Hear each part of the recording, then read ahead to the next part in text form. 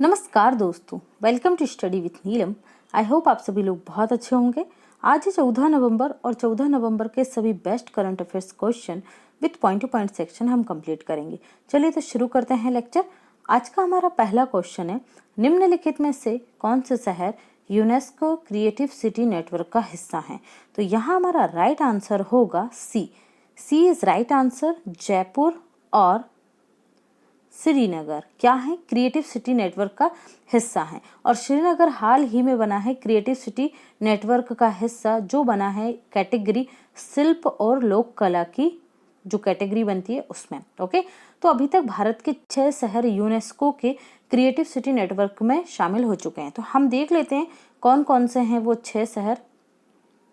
यहाँ सबसे पहले आपको पता होना चाहिए यूनेस्को की फुल फॉर्म। ओके, ये एग्जाम में कई बार पूछी जा चुकी है। तो United Nation educational scientific cultural organisation. Okay, तो ये इसकी फुल फॉर्म आप याद रखेंगे। तो यहाँ हमारे जो 6 शहर हैं, मुंबई, चेन्नई, हैदराबाद, वाराणसी और जयपुर के साथ ही अब श्रीनगर यह उपलब्धि हासिल करने वाला भारत का 6वां शहर बन गया है। तो किस कैटेगरी में कौन सा शहर और किस वर्ष बना, ये हम देख लेते हैं। वाराणसी संगीत और रचनात्मक शहर की जो कैटेगरी थी उसमें शामिल हुआ 2015 में। जयपुर को शामिल किया गया शिल्प और लोक कला 2015 में। चेन्नई को क्रिएटिव सिटी इन म्यूजिक में शामिल किया गया 2017 में।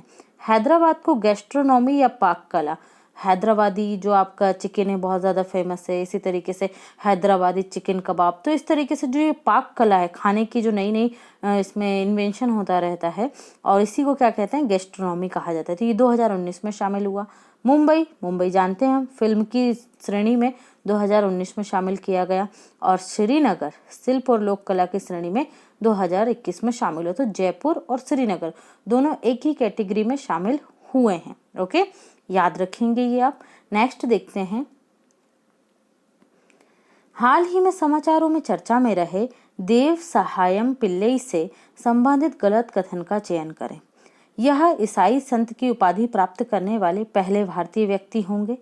18वीं शताब्दी में इन्होंने हिंदू धर्म से ईसाई धर्म किया, ये भी सही है। संत की उपाधि रोमन कैथोलिक चर्च द्वारा इन्हें दी जाएगी, ये भी सही है।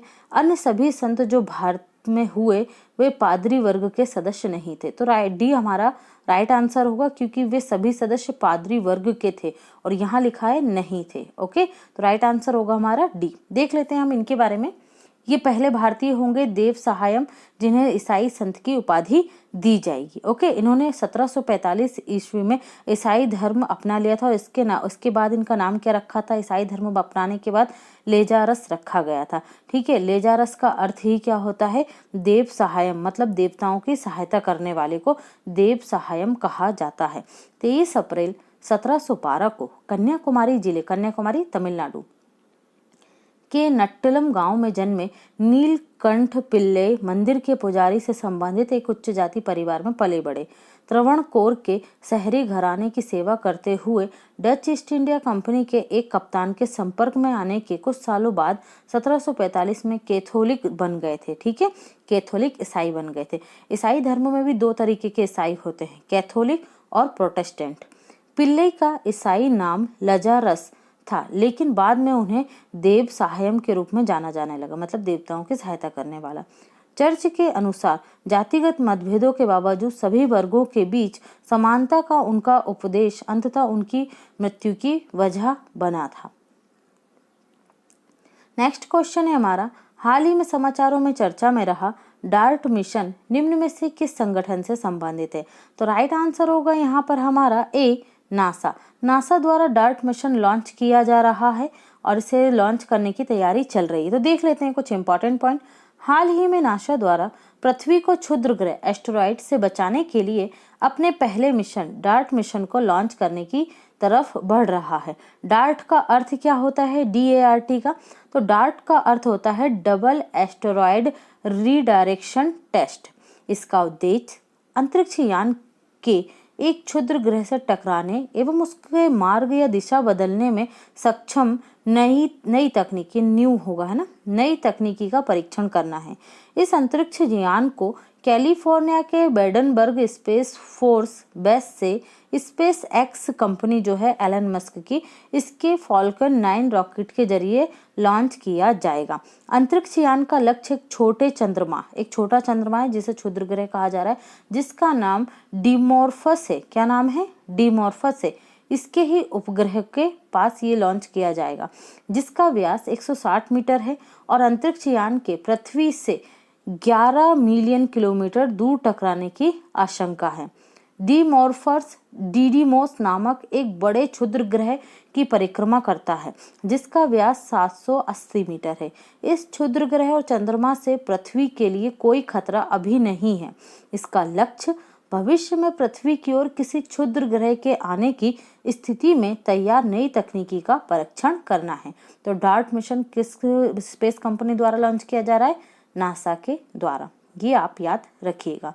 नेक्स्ट देखते हैं, हाल ही में कांग्रेस के नेता और पूर्व केंद्रीय मंत्री, अभी ये राज्यसभा से सांसद है ना, याद रखिएगा, राज्यसभा सांसद है कौन? जयराम रमेश के द्वारा निम्न में से किसके खिलाफ विशेष अधिकार प्रस्ताव लाया गया है? तो यहाँ हमारा राइट आंसर होगा डी, जी किशन रेड्डी के विरुद्ध ये विशेष प्रस्ताव जयराम रमेश के द्वारा लाया गया है। तो देख लेते हैं क्या होता है विशेष अधिकार प्रस्ताव। राज्यसभा में कांग्रेस के मुख्य विहिप मतलब सचेतक जयराम रमेश ने केंद्रीय संस्कृति मंत्री हैं कौन? जी किशन रेड्डी के खिलाफ विशेष अधिकार प्रस्ताव पेश किया।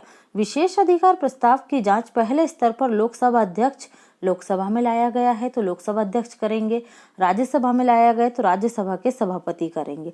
लोकसभा के अध्यक्ष कौन है वर्तमान में? ओम बिरला है। राज्यसभा के सभापति कौन है? तो ये एम वेंकैया नायडू हैं। अध्यक्ष या सभापति विशेष अधिकार प्रस्ताव पर स्वयं निर्णय ले सकते हैं या इसे संसद की विशेष अधिकार समिति के पास भेज सकते हैं। यदि अध्यक्ष और सभापति नियमों के तहत सहमति देते हैं तो संबंधित सदस्य को संक्षेप में अपनी बात रखने का अवसर मिलेगा। किसे? जी किशन रेड्डी जी को, है ना। ये बताएंगे कि भाई इन पर जो इस विशेष अधिकार प्रस्ताव का उल्लंघन करने का आरोप लगाए तो ये अपना पक्ष रखेंगे। संविधान उन व्यक्तियों को भी संसदीय विशेष अधिकार प्रदान करता है जिन्हें संसद के किस सदन या उसकी किसी समिति की कार्यवाही में बोलने और भाग लेने का अधिकार है। देखिए, संविधान के वो या किसी भी सदन के सदस्य नहीं होने के बाद भी वो क्या कर सकते हैं? कार्यवाही में बोल सकते हैं और भाग ले सकते हैं। तो भारत में ऐसे व्यक्ति कौन है? तो ये है भारत के महान्यायवादी और केंद्रीय मंत्री। ठीक है, सदन के सदस्य नहीं है लेकिन बोल सकते हैं और भाग ले सकते हैं। तो ये आपको याद रखना है। संसदीय विशेष अधिकार राष्ट्रपति को नहीं मिलते, जो संसद का अभिन्न अंग है। संसदीय विशेष अधिकार राष्ट्रपति के पास नहीं है, ठीक है, जबकि ये संसद के सदस्य हैं। ये अभिन्न अंग है मतलब राष्ट्रपति, क्योंकि भारतीय संसद किससे मिलकर बनती है? राज्यसभा, लोकसभा और प्लस राष्ट्रपति। लेकिन राष्ट्रपति को फिर भी संसदीय विशेष अधिकार प्राप्त नहीं होते हैं। संविधान के अनुच्छेद 361 के तहत राष्ट्रपति को कुछ विशेष मामलों में संरक्षण देता है। तो ये पॉइंट आप याद रखिएगा विशेष अधिकार से संबंधित। अगला क्वेश्चन है हमारा, हाल ही में संयुक्त अरब अमीरात और बहरीन निम्न में से किस देश के साथ अपना पहला संयुक्त नौसैनिक अभ्यास आयोजित कर रहे हैं? तो राइट आंसर होगा यहाँ पर हमारा डी, इजराइल। ओके, देखिए यहाँ पर संयुक्त अरब अमीरात, बहरीन, इजराइल, अमेरिका की नौसेनाओं ने लाल सागर में संयुक्त नौसैनिक अभ्यास शुरू किया है। तो अमेरिका की सेना की ओर से इसमें प्रतिनिधित्व शामिल हुए हैं अमेरिकी नौसेना के। ओके, तो यहाँ पर आप देखिए लोकेशन किसकी? इजराइल की। ये है जो आपको महरूम में दिख रहा है, क्या? इजराइल। ओके, और यहाँ पर क्या है? ये है बहरीन और ये है यूएई। ठीक है, यहाँ पर है एक आपका रेड सी, ये आप दिख रहे हैं लाल सागर। तो आपको याद रखना है लाल सागर से लगने वाले कंट्रीज कौन कौन से? तो मिस्र है, जॉर्डन है और आपका क्या है? संयुक्त अरब अमीरात है। ठीक है, यमन है, इरिट्रिया है, जिबूती है, सूडान है, जिनकी सीमा किससे लगती है? लाल सागर से लगती है। तो मैप आप अच्छे से याद रखिएगा। और यहीं पर क्या किया गया है? लाल सागर में ही इस युद्ध अभ्यास को संपन्न किया गया, इजराइल, बहरीन और किसके द्वारा? यूएई के द्वारा। हाल ही में संयुक्त अरब अमीरात और बहरीन ने इजराइल के साथ अपना पहला संयुक्त नौसैनिक अभ्यास आयोजित कर रहा है। लाल सागर में आयोजित इस 5 दिवसीय युद्ध अभ्यास का उद्देश्य इसमें शामिल होने वाले देशों के बीच इंटरऑपरेटिबिलिटी को बढ़ावा देना है। लाल सागर के दक्षिणी छोर पर अदन की खाड़ी और बाब अल मंदेब जलडमरू मध्य के माध्यम से हिंद महासागर से जुड़ा हुआ है। यहाँ अभ्यास आयोजित किया जा रहा है। Okay, Israel, Jordan, Saudi Arab, Yemen, Egypt, Sudan, Eritrea, Djibouti लाल सागर से जुड़े हुए देश हैं। सुएज नहर लाल सागर और भूमध्य सागर को जोड़ती है। ठीक है, याद रखिए कौन सी नहर जोड़ती है दो सागर, लाल सागर और भूमध्य सागर को? तो सुएज नहर। नेक्स्ट देखते हैं, हाल ही में समाचारों में चर्चा में रही दुलारी देवी का संबंध निम्न में से किस क्षेत्र में है? तो राइट आंसर होगा यहाँ पर हमारा बी, मधुबनी पेंटिंग से संबंधित है। कौन? आपके दुलारी देवी। तो क्यों है ये चर्चा में? मधुबनी पेंटिंग की उत्पत्ति बिहार के मिथिला क्षेत्र से हुई है। हाल ही में प्रधानमंत्री नरेंद्र मोदी ने बिहार के मधुबनी की कलाकार दुलारी देवी का आभार जताया, इसलिए यह चर्चा में बनी हुई है। पेंटिंग सबसे पहले पुरानी और सबसे प्रसिद्ध भारतीय कला रूपों में से एक है, जो नेपाल में भी प्रचलित है। मधुबनी कला के निशान भारतीय महाकाव्य रामायण में भी देखे जा सकते हैं। इसे मिथिला या मधुबनी कला के नाम से जाना जाता है। इसके अन्य कलाकार कौन कौन है? तो कर्पूरी देवी, महालक्ष्मी और दुलारी देवी, ये इसके प्रमुख कलाकार हैं। ओके, याद रखिएगा मधुबनी पेंटिंग किस राज्य से संबंधित है? तो ये है बिहार से। और यहाँ पर आप पीछे ये डिजाइन जो देख रहे हैं, मछली इन्होंने बनाई है, ये मधुबनी पेंटिंग, और ये जो इनके पीछे पूरी जो पेंटिंग बनी हुई है, ये सभी मधुबनी पेंटिंग कहलाती हैं। क्लियर है? नेक्स्ट क्वेश्चन देखते हैं, हाल ही में केंद्रीय कार्मिक, लोक शिकायत और पेंशन राज्य मंत्री डॉक्टर जितेंद्र सिंह ने निम्न में से किस एजेंसी की स्थापना 2022 तक करने की बात कही है? तो राइट आंसर होगा यहाँ पर हमारा बी, नेशनल रिक्रूटमेंट एजेंसी, राष्ट्रीय भर्ती एजेंसी की स्थापना मार्च 2022 में हो जाएगी, ऐसा कहा गया है केंद्रीय लोक कार्मिक शिकायत और पेंशन राज्य मंत्री डॉक्टर जितेंद्र सिंह के द्वारा। केंद्रीय मंत्री डॉक्टर जितेंद्र सिंह ने कहा है कि मार्च 2022 तक देश में राष्ट्रीय भर्ती एजेंसी की स्थापना की जाएगी, जो सामान्य पात्रता परीक्षा आयोजित करेगी। क्या है राष्ट्रीय भर्ती एजेंसी? यह एक परीक्षण एजेंसी है जिसका कार्य गैर राजपत्रित समूह बी और सी के पदों के लिए सामान्य पात्रता परीक्षा आयोजित करना है। ओके, एक ये एंट्रेंस एग्जाम लेगी आपके किन किन एग्जामों के लिए? तो आरआरबी रेलवे बोर्ड जो होता है उसके लिए, आईबीपीएस जो बैंकिंग का एग्जाम होता है, एसएससी जो स्टाफ सिलेक्शन कमीशन की परीक्षाएं होती हैं उनके लिए क्या करेगी? कॉमन एंट्रेंस एग्जाम लिया करेगी। इसकी अध्यक्षता भारत सरकार के सचिव स्तर के अध्यक्ष द्वारा की जाएगी। यह सोसाइटी पंजीकरण अधिनियम 1860 होगा, ये है ना, यहाँ पर ये गलत हो गया, 1860 के तहत पंजीकृत एक सोसाइटी होगी। इसे पीडीएफ में सही कर दिया जाएगा। ओके, ध्यान रखना। नेक्स्ट देखते हैं, हाल ही में भारतीय अंतर्राष्ट्रीय फिल्म महोत्सव की अंतर्राष्ट्रीय प्रतियोगिता में निम्न में से किस देश की फिल्म को चयनित किया गया है? तो राइट आंसर होगा यहाँ पर हमारे पास सी, बांग्लादेश। बांग्लादेश की फिल्म है जिसका नाम है no ground beneath the feet, no ground beneath the feet. ठीक है, इसको बंगाली भाषा में क्या नाम दिया गया है? पायार टेली मातीनई, पायार टेली मातीनई। ठीक है, तो इस फिल्म को जो 52वें फिल्म वो होने वाले हैं भारतीय अंतर्राष्ट्रीय फिल्म महोत्सव, कहाँ पर होगा 52वां भारतीय फिल्म महोत्सव? ये होगा गोवा में। ओके, तो वहां पर इस फिल्म को, बांग्लादेशी फिल्म को चुना गया है किसके लिए? प्रतियोगिता में। ठीक है, इसके निर्देशक आप याद रखेंगे मोहम्मद रैयाबी मरीधा, मोहम्मद रैयाबी मरीधा इसके निर्देशक हैं। और जो ये फिल्म फेस्टिवल है ये आयोजित किया जाएगा आपका 20 से लेके 28 नवंबर 2021 तक। कहाँ आयोजित होगा? तो ये गोवा में आयोजित होगा। 52वें भारतीय अंतर्राष्ट्रीय फिल्म फेस्टिवल का आयोजन। क्लियर है? ये आप ध्यान रखेंगे। नेक्स्ट क्वेश्चन देखते हैं, हाल ही में समाचारों में चर्चा में रहा हर घर दस्तक अभियान का संबंध निम्न में से किससे है? तो राइट आंसर होगा यहाँ पर हमारा ए, वयस्कों को कोविड-19 वैक्सीन की पहली और दूसरी खुराक लेने हेतु प्रेरित करने के लिए। जिन्होंने पहली खुराक ले ली है उन्हें दूसरी खुराक के लिए प्रेरित किया जाएगा, और जिन्होंने कोई खुराक नहीं ली है तो उन्हें पहली खुराक लेने के लिए क्या किया जाएगा? जागरूक किया जाएगा। और इसमें मुख्य रूप से फोकस किया जाएगा उन जिलों पर जहां की 50% से भी कम आबादी को अभी टीका लगा हुआ है। ओके, तो याद रखिएगा हर घर दस्तक अभियान किससे जुड़ा हुआ है? टीकाकरण निश्चित करने के लिए। ठीक है, नेक्स्ट क्वेश्चन देखते हैं। हाल ही में समाचारों में चर्चा में रहा PNS तुगरिल क्या है? राइट आंसर होगा यहाँ पर हमारा ए, एक युद्धपोत है। ओके, बहुत ज्यादा चर्चा में बना हुआ है ये। इसे दिया है किसने? चीन ने। किसको? पाकिस्तान को। हाल ही में चीन ने पाकिस्तान को पहला टाइप 054 AP फ्रिगेट का मतलब ही क्या होता है? युद्धपोत होता है। इस युद्धपोत को पाकिस्तान ने PNS तुगरिल नाम दिया है। यह व्यापक निगरानी क्षमता के अलावा सतह से हवा और पानी के भीतर मारक क्षमता के साथ तकनीकी रूप से उन्नत और अत्यधिक सक्षम युद्धपोत है। इसमें विश्व स्तरीय स्टील्थ क्षमता है और यह किसी भी राडार को आसानी से चकमा दे सकता है। यह लंबी दूरी की मिसाइलों और 1 मिनट में कई राउंड फायर करने में भी सक्षम अत्याधुनिक पोत से लैस है। युद्धपोत अत्याधुनिक बैटल मैनेजमेंट सिस्टम से युक्त है जो पाकिस्तानी नौसेना की क्षमता को युद्ध में कई गुना बढ़ा देगा। तो याद रखिएगा किस देश ने दिया है? चाइना ने दिया है और पाकिस्तान की नौसेना ने इसका नाम क्या रखा है? PNS तुगरिल नाम रखा है। ओके फ्रेंड्स, तो ये थे हमारे करंट अफेयर्स के क्वेश्चन। अब हम देखेंगे daily point two point section. तो चलिए शुरू करते हैं पॉइंट टू पॉइंट सेक्शन। पहला क्वेश्चन है हमारा, मौलाना अबुल कलाम आजाद सदस्य थे संविधान सभा के।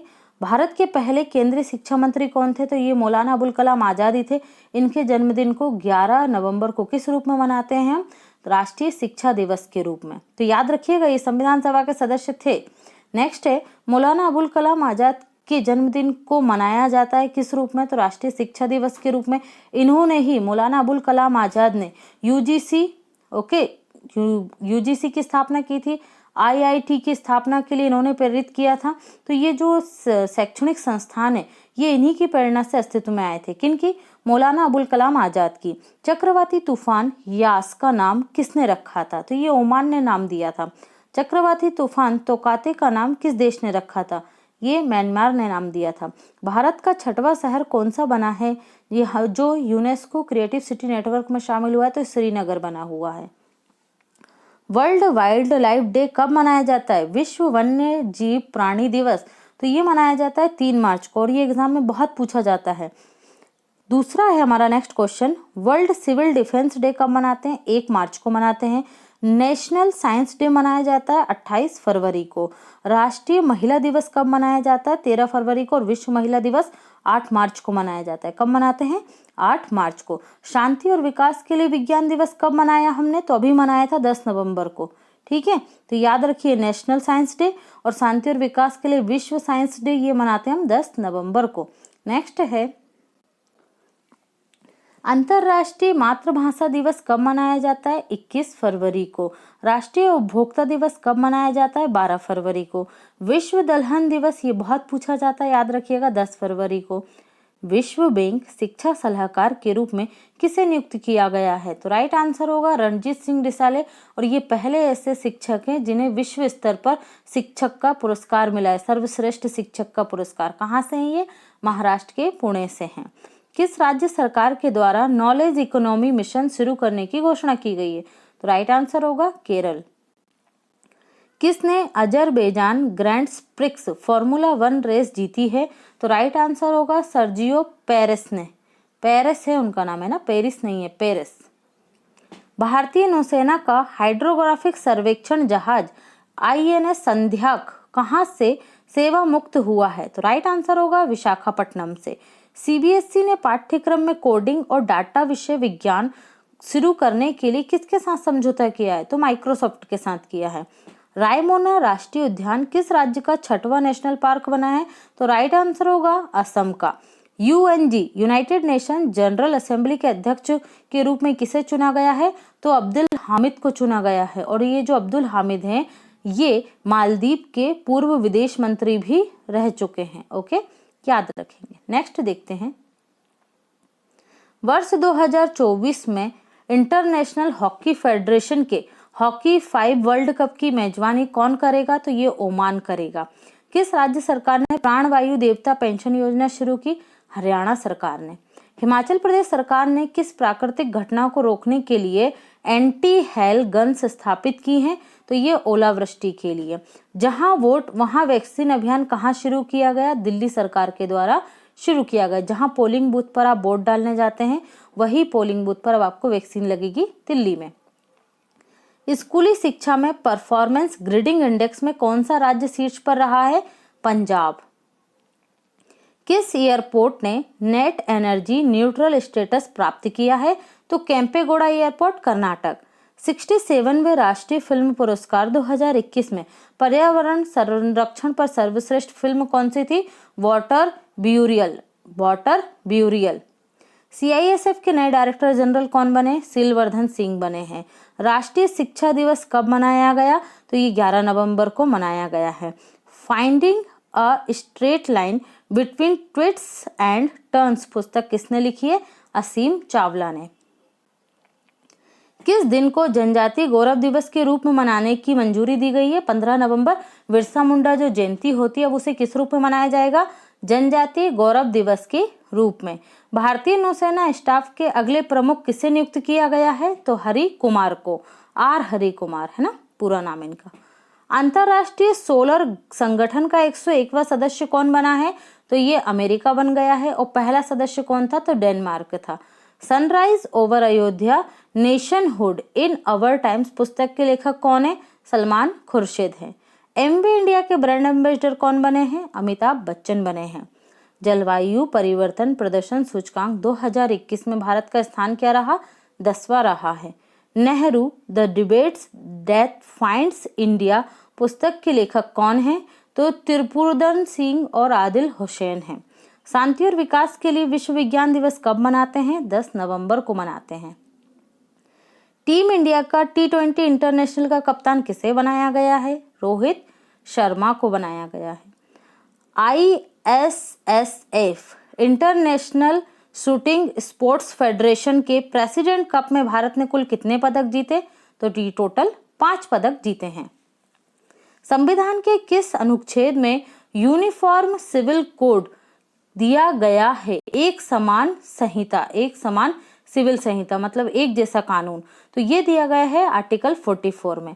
समान नागरिक संहिता किस राज्य में लागू है? एकमात्र राज्य हमारे देश का, तो ये गोवा में लागू है। बुलेट प्रूफ जैकेट बनाने के लिए पॉलीमेरिक सामग्री बनती है, किस पदार्थ से बनती है? तो केवलर से बनती है।